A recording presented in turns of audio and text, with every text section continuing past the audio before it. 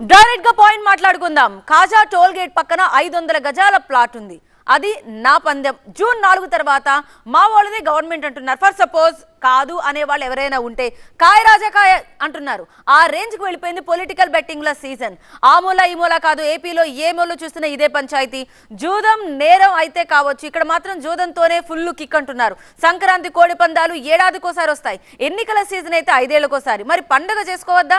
ఈసారి పోలింగ్ తేదీకి judgement date కి మధ్య 20 రోజుల గ్యాప్ ఉంది.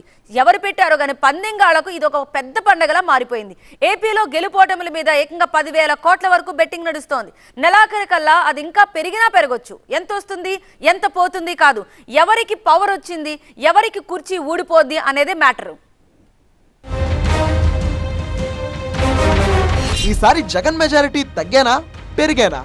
ప్రభుత్వం మారుతుందా? ప్రతిపక్షం స్కోర్ ఎంత? పిఠాపురం విన్నర్ కి మెజారిటీ ఎంత వస్తుంది? రఘురామకు అసెంబ్లీ యోగం ఉన్నట్టా లేనట్టా? కడపలో షర్మిల ఖాతాలో ఎన్ని ఓట్లు పడతాయి? పవర్ కూటమిదా లేక ఫ్యాన్ పార్టీదా? పోతే 1,00,000, వస్తే 5 లక్షలు. ఏపీలో ఎటు చూసినా కాయ్ రాజా కాయ్. చేతులు మారనున్న 10,000 కోట్లు.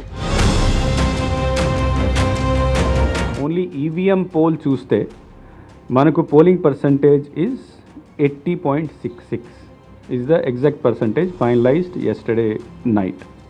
80.66% final voting percent EVM polled votes. 2014 లో మనకు percentage was 78.41%. 2019 లో 79.77%. సో ఈసారి ఆల్మోస్ట్ 1% ఈవీఎం లోనే ఇంక్రీజ్ అయింది. అది సంగతి. ఏపీలో జరిగిన సార్వత్రిక ఎన్నికల్లో పోలైన ఓట్ల శాతం 80.66. ఇక పోస్టల్ బ్యాలెట్ ఓట్లు 1.2% కలుపుకుంటే టోటల్ గా 81.86% ఓట్లు పడ్డాయి. 2014 కంటే 2019లో 4% ఎక్కువ, 2019 కంటే 2024లో 2% ఎక్కువ.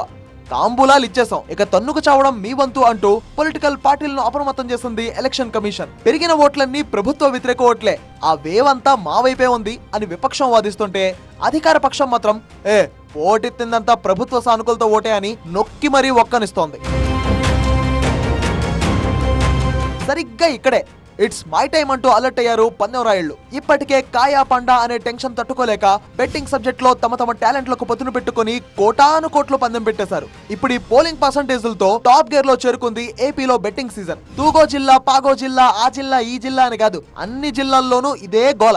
ఒకవైపు ఐపీఎల్ పీక్స్ లో నడుస్తున్నా సరే దీన్ని పక్కన పెట్టి పొలిటికల్ బెట్టింగ్లకే టాప్ ప్రయారిటీ ఇస్తున్నారు. పెరిగిన పోలింగ్ శాతంలో ఎవరికి లాభం, ఎవరికి నష్టం, ఏ పార్టీకి విజయ అవకాశాలు ఎక్కువగా ఉన్నట్టు, ఏ పార్టీకి సెట్ బ్యాక్ అవుతున్నట్టు ఆఫ్లైన్ లో సో కాల్డ్ సెఫాలజిస్టులు ఇచ్చే సర్వే రిపోర్టులను కూడా ఊటంకిస్తూ కాయ్ రాజా కాయ్ అంటూ బరితెగిస్తున్నారు పందెం రాయుళ్లు. ఏటా సంక్రాంతి పండగకి కోడి పందాలకు అడ్డాగా మారుతున్న భీమవరమే ఇప్పుడు రాజకీయ పందాలకు కూడా కేర్ ఆఫ్ గా మారింది.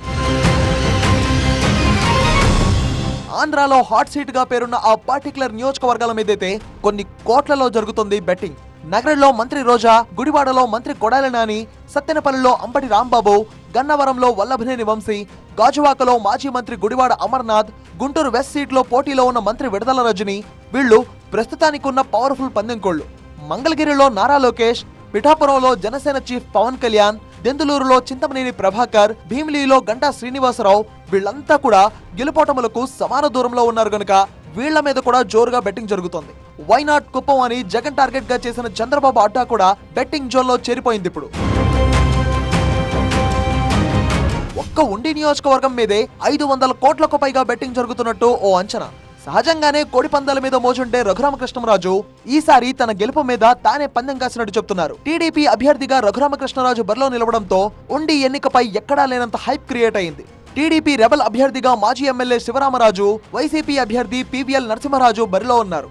ఈ ట్రయాంగిల్ ఫైట్ కారణంగా ఉండిలో విక్టరీ ఇప్పుడు స్టేట్ ఫైట్ టాపిక్ గా మారిపోయింది. అటు రఘురామకృష్ణరాజు చేజారిన నరసాపురం ఎంపీ సీట్ లో కూటమి అభ్యర్థి విజయావకాశాలపై కూడా జోరుగా పందెం కాస్తున్నారు. కడప జిల్లాలో షర్మిల ఫ్యాక్టర్ మీద, పిఠాపురంలో పవన్ కళ్యాణ్ చరిష్మా మీద, అల్లు అర్జున్ సడన్ ఎంట్రీ ఇచ్చిన నంద్యాల మీద, వైసీపీ ప్రతిష్టాత్మకంగా తీసుకున్న లోకేష్ హాట్ సీట్ మంగళగిరి మీద, బెజవాడలో కేసినేని బ్రదర్స్ ఫేట్ మీద ఇలా కోట్లలో బెట్టింగ్ నడుస్తుందట. ఇదే అదనుగా కొందరు చోటా నేతలు, వ్యాపారులు, మధ్యవర్తుల అవతారం ఎత్తి బెట్టింగ్ క్రీడలో అంపైర్లుగా మారారు. 1 నుంచి 5% దాకా కమిషన్ తీసుకుని చాలా పకడ్బందీగా బెట్టింగ్ నిర్వహిస్తున్నట్టు తెలుస్తోంది. సినీ, రాజకీయ, వ్యాపార రంగాల్లో సెలబ్రిటీలు కోట్లలో బెట్టింగ్ పడుతుంటే సాఫ్ట్వేర్ ఉద్యోగులు, చిరు వ్యాపారులు కూడా మా పాట 50,000 అంటూ మొదలు పెడుతున్నారు. ఒక్క కోస్తాంధ్రలోనే 2,000 కోట్ల మేర బెట్టింగ్ నడుస్తుందట. ఈసారి కూడా ప్రభుత్వం మారుతుందా? అలా మారితే ప్రతిపక్షానికి ఎన్ని సీట్లు వస్తాయి అనే థీమ్ మీద కూడా బెట్టింగ్ జరుగుతోంది. గ్యారంటీ సీట్లుగా పేరున్న కొన్ని నియోజకవర్గాల్లో మాత్రం మెజారిటీల మీద బెట్టింగ్ షురు అయింది. టోటల్ గా 1:5 నిష్పత్తితో నడుస్తుంది పొలిటికల్ బెట్టింగ్. అంటే 1000 పెడితే 5,000, 1,00,000 పెడితే 5 లక్షలు, ₹1,00,000 పెడితే 5 కోట్లు. ఎంత రిస్క్ ఉందో అంత లక్కన్నమాట. భీమవరం టు భాగ్యనగరం 20 రోజుల పాటు జరిగే ఈ పొలిటికల్ బెట్టింగ్ లీగ్ లో అధమపక్షం 10,000 కోట్ల చేతులు మారబోతుందన్నది ఓ అంచనా. సో గుట్టుగా జరుగుతున్న ఓ వ్యవస్థీకృత రాజకీయ జూదాన్ని అడ్డుకునే సత్తా ఏ శక్తికి లేదు కూడా.